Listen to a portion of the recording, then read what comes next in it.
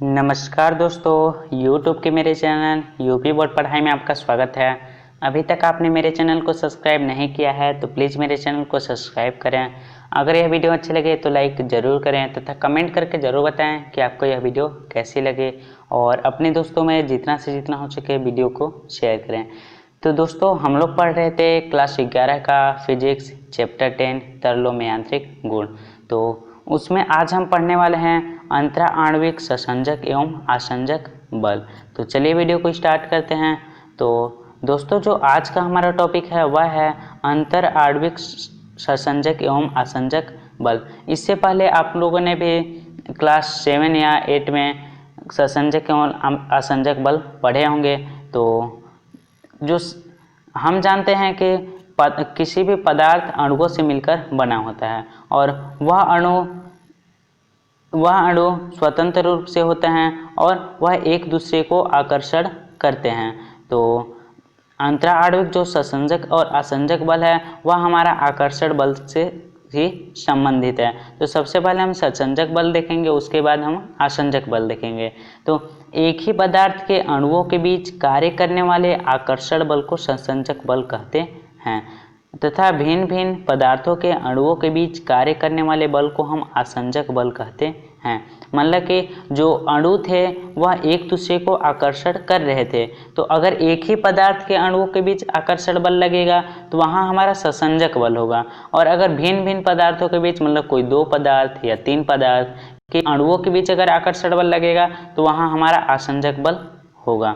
तो जो यह ससंजक एवं आसंजक बल होते हैं वह गुरुत्वाकर्षण बल से भिन्न होते हैं, क्योंकि जो गुरुत्वाकर्षण बल है वह भी तो भिन्न भिन्न पदार्थों के बीच लगने वाला बल है, लेकिन यह जो ससंजक एवं आसंजक बल है वह गुरुत्वाकर्षण बल ग्रेविटेशनल फोर्स से भिन्न होता है, क्योंकि जो ससंजक एवं आसंजक बल हैं वह व्युत्क्रम वर्ग नियम, मतलब कि हमने गुरुत्वाकर्षण में पढ़ा था F अनुक्रमानुपाती 1/r², मतलब F व्युत्क्रमानुपाती होता है किसके, r² के। तो यह जो व्युत्क्रम वर्ग नियम है उसका पालन ससंजक एवं आसंजक बल नहीं करता है। तो यदि अणुओं के बीच की दूरी 10⁻⁻⁹ से अधिक हो जाती है तो आकर्षण बल का मान नगण्य हो जाता है, परंतु इस सीमा के भीतर इसका मान दूरी घटने से बहुत तेजी से बढ़ता है।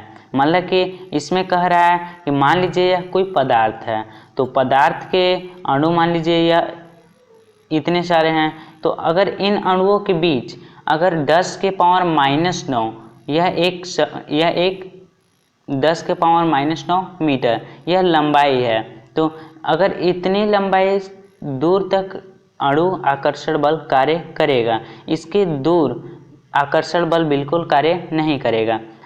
तो जो यहाँ 10⁻³ है यह हमारा एक लंबाई सीमा है, परास है, जिसके अंदर इस सीमा के भीतर अगर दूरी घटता है तो बहुत तेजी से ससंजक एवं आसंजक बल बढ़ता है। अगर 10⁻³ से अगर दूरी अधिक होती है तो वहाँ पे हमारा आकर्षण बल कार्य नहीं करता है। मतलब कि अगर 10⁻⁹ मीटर से अगर अधिक हो गया अणुओं के बीच की दूरी तो वहाँ पे हमारा कोई भी बल कार्य नहीं करेगा। तो हम इसको इस प्रकार से परिभाषित कर सकते हैं कि आणविक परास को इस प्रकार से परिभाषित कर सकते हैं, वह अधिकतम दूरी मतलब 10⁹ मीटर जिस पर 2 अणु एक दूसरे को आकर्षित करता है आणविक परास कहलाता है। इसे प्राय हम C से प्रदर्शित करते हैं। तो जो आणविक परास है वह अधिकतम दूरी है जो कि 2 अणु एक दूसरे को आकर्षित कर सकते हैं, और 10⁻⁹ से अगर अधिक होती है, मान लीजिए यह 10⁻⁹ है, इससे अगर कम है दूरी तो वहाँ पे आकर्षण बल हमारा काम करेगा। अगर इससे अधिक दूरी है तो आकर्षण बल काम नहीं करेगा। तो अब हम ससंजक एवं आसंजक बल का कुछ उदाहरण देख लेते हैं। तो पहला उदाहरण कह रहा है पेन की स्याही का न रिसना। मतलब कि आपने देखा होगा कि जो पेन होती हैं उसमें स्याही भरी जाती है, तो पेन का स्याही कभी नहीं रिसता है, मतलब कि उनके बीच में ससंजक बल और आसंजक बल कार्य करता है। तो पेन और स्याही के बीच में आकर्षण बल कार्य करता है, उनके अणुओं के बीच में आकर्षण बल कार्य करता है, मतलब कि आसंजक बल कार्य करता है, जिससे कि पेन से हमारा स्याही नीचे नहीं गिरता है, क्योंकि उसमें आकर्षण बल कार्य करता है, जिससे कि वह एक दूसरे को चिपकाए रखती हैं, जिससे कि जो हमारे पेन की स्याही है वह नहीं रिसता है। दूसरा है श्यामपट्ट या ब्लैक बोर्ड पर चाक का चलना या चाक से लिखना। तो हम देखते हैं कि कोई श्यामपट्ट या ब्लैक बोर्ड होती है, उस पर जब हम चाक से लिखते हैं तो हमारा वहाँ पे लिखा जाता है। तो जो श्यामपट्ट के अणु हैं और वह चाक के अणु, उन दोनों के बीच आसंजक बल कार्य करता है, जिससे कि वे दोनों पदार्थ के अणु एक दूसरे को आकर्षित करते हैं, जिससे कि हमारे जो श्यामपट्ट पे चाक चलने लगता है। इसके बावजूद अगर आप श्यामपट्ट पे कभी देखे होंगे कि तेल लग जाता है तो वहाँ पे हमारा चाक नहीं चलता है, मतलब कि जो श्यामपट्ट है उस पे और चाक के बीच लगने वाला जो आसंजक बल है वह कम हो जाता है। किसके विरोध में? चाक के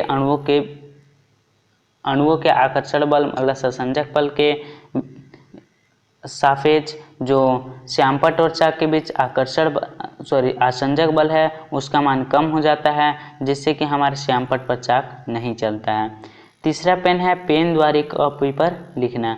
यह भी दूसरा की तरह ही उदाहरण है कि जब हम पेन द्वारा कॉपी पर लिखते हैं तो वहाँ हमारे जो पेन की स्याही है वह कॉपी पे चलने लगती है, क्योंकि जो कॉपी और पेन के बीच जो आसंजक बल लग रहे हैं वह स्याही के संसंजक बल से अधिक हैं, जिससे कि जो कोई भी कॉपी पे हम पेन द्वारा लिख पाते हैं। तो दोस्तों यह रहा कुछ आपका संसंजक एवं आसंजक बल के उदाहरण।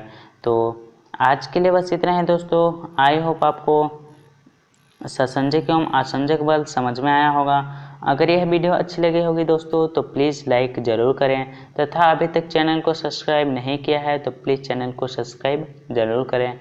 तो आज के लिए बस इतना ही दोस्तों, फिर मिलते हैं एक नई वीडियो में नए टॉपिक के साथ। तब तक के लिए bye bye. Thanks for watching the video. Thank you.